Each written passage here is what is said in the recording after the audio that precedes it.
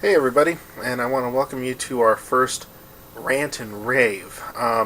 These are going to be a little bit different from the other videos you see on our website because these are going to be one take, no edit, completely unscripted, just kind of talking about whatever is on me, T, or any of the other Crystal Street Crew's mind. So, given that today's comic is Batman, I figured I would talk about the new 52 that's been running in DC for about 2 months now. Basically, DC had an event called Flashpoint. Now, I didn't follow it very well, but apparently it restructured how their universe fit together. And now heroes have only been around for approximately 5 years. It's not a bad concept. I like what DC is trying to do. Superman, to me, feels very fresh. I like the re-envisioning they've given him as kind of the younger guy again, a little bit more modern, a little bit more cocky with his powers, really. And I kind of like that. My problem that I've been having with it is not every character's universe got reset. Some of them just got slightly restructured, and it's very confusing trying to fit that in with the way all the other characters are working. So Batman and Superman have never known each other up until this first meeting in Justice League they meet at the end of number 1. They really start duking it out in number 2. But at the same time, Batman has still had 3 Robins, 4 counting Damian. And it's just confusing to go back and forth between that, because from what I've gathered, and I've been reading most of them, that's a lie. I've been reading the ones I want to read and skimming through the others.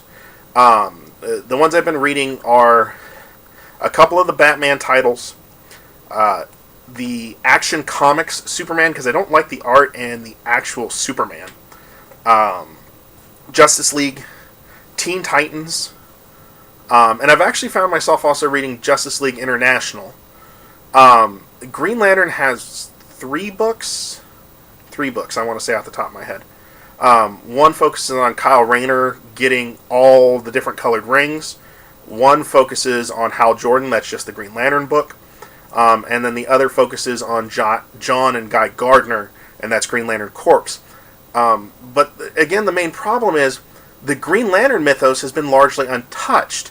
So you still have Sinestro was a bad guy, or was a good guy turned to a bad guy.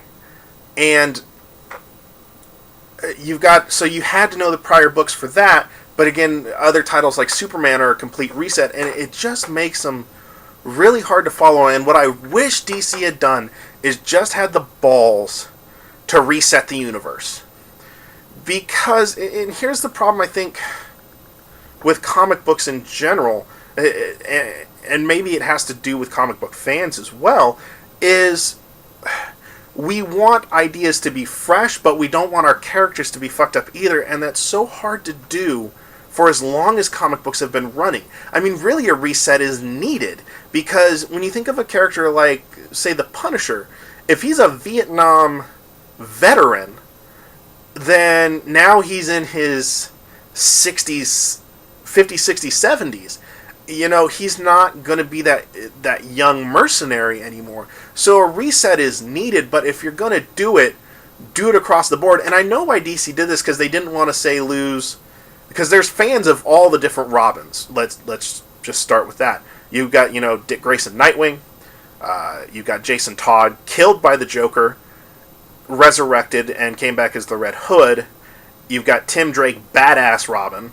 And now you've got Damian Wayne, little motherfucker Robin.